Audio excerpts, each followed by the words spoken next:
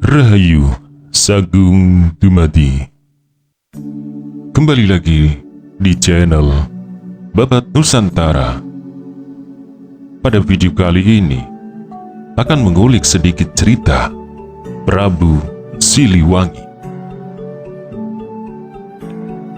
Prabu Siliwangi telah menjadi identitas orang Sunda. Mereka meyakini bahwa Prabu Siliwangi adalah Sri Baduga Maharaja, Raja Kerajaan Pajajaran. Namun, Profesor Dr. Atrohaidi, arkeolog, ahli bahasa, peneliti sejarah Sunda, dan guru besar arkeologi Fakultas Sastra Universitas Indonesia punya pendapat berbeda mengenai jati diri Prabu Siliwangi. Dia juga meluruskan bahwa nama kerajaan yang benar adalah Sunda, sedang Pajajaran, lengkapnya Pakuan Pajajaran, adalah ibu kotanya.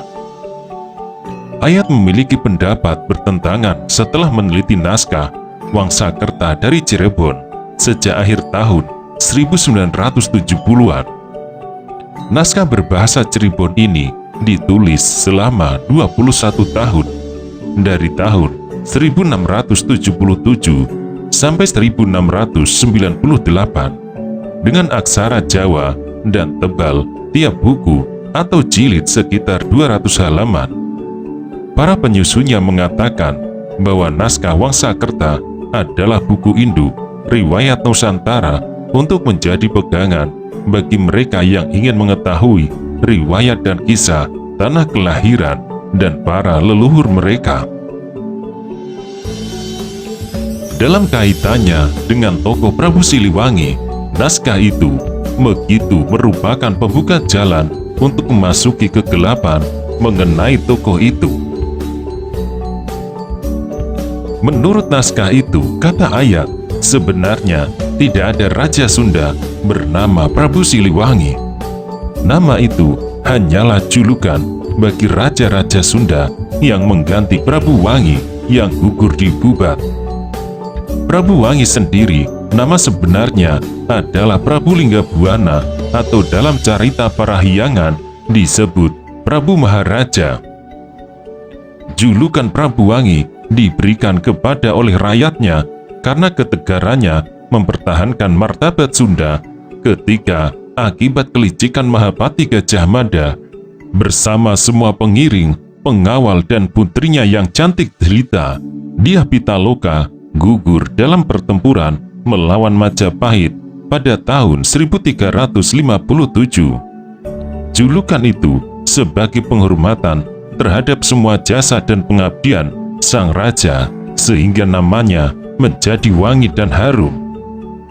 Lalu, raja-raja sesudahnya dikenal sebagai Prabu Siliwangi, yang maksudnya asli Prabu Wangi atau menggantikan Prabu Wangi. Kata ayat, ada beberapa raja Sunda yang menggantikan Prabu Wangi. Menurut ayat, naskah Wangsakerta dan carita Parahyangan mencatat jumlah yang sama, yaitu 8 raja. Di sini aku berbeda paham dengan sejawat peneliti sejarah Sunda. Mereka hanya mengakui Sri Baduga Maharaja tahun 1482 sampai 1521 sebagai Prabu Siliwangi. Sementara aku mengakui ada 8 orang raja berjuluk Prabu Siliwangi. Sama dengan kepercayaan orang Jawa yang menganggap bahwa ada 5 raja bernama Prabu Brawijaya. Kata ayat, gelar Prabu Siliwangi tidak disematkan pertama kepada Mangkubumi Bunisora yang memegang tampuk pemerintahan ketika kakaknya Prabu Linggabuana berada dan gugur di Bubat. Sebagai adik yang menjabat Mangkubumi atau Perdana Menteri, Bunisora tidak dianggap sebagai pengganti Linggabuana karena naskah Wangsakerta selalu menyatakan dia sebagai raja penyelang. Dia memegang pemerintahan karena rajanya berpergian.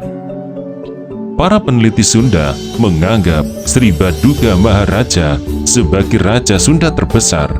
Namun, ayat mempertanyakan, mungkinkah Sri Baduga Maharaja dapat disebut sebagai raja terbesar dan masih sempat meluaskan wilayahnya.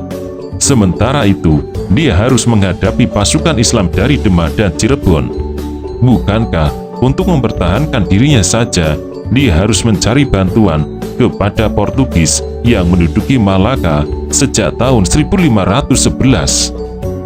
Dari semua pengganti Prabu Wangi, dia yang kedua lamanya dalam memerintah selama 39 tahun. Namun tidak mengalahkan Niskalawastu Kencana yang berkuasa selama 104 tahun. Selain sebagai raja besar, para peneliti sejarah Sunda juga menyebut Sri Bagunda Maharaja sebagai raja terakhir. Ayat kembali mempertanyakan, bukankah kerajaan Sunda baru runtuh pada tahun 1579, 58 tahun setelah Sri Baduga Maharaja meninggal? Sedangkan naskah Wasengkerta menyebut bahwa raja Sunda terakhir adalah Surya Kancana, atau dalam cerita Parahyangan bernama Nusia Mulia yang memerintah selama 12 tahun. Dengan mengikuti naskah Wangsekerta, berarti raja terbesar adalah Niskalawastu Kencana sebagai Prabu Siliwangi I, sedangkan raja terakhir adalah Surya Kencana yang berjuluk Prabu Siliwangi VIII, kata ayat. Ayat menyadari tidak mudah mengubah pendapat orang.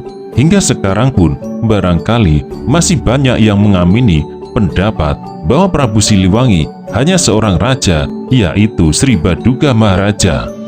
Baru mereka yang mendalami sumber sejarah secara lebih dari sungguh-sungguh yang mulai menerima pendapat ini, kata ayat.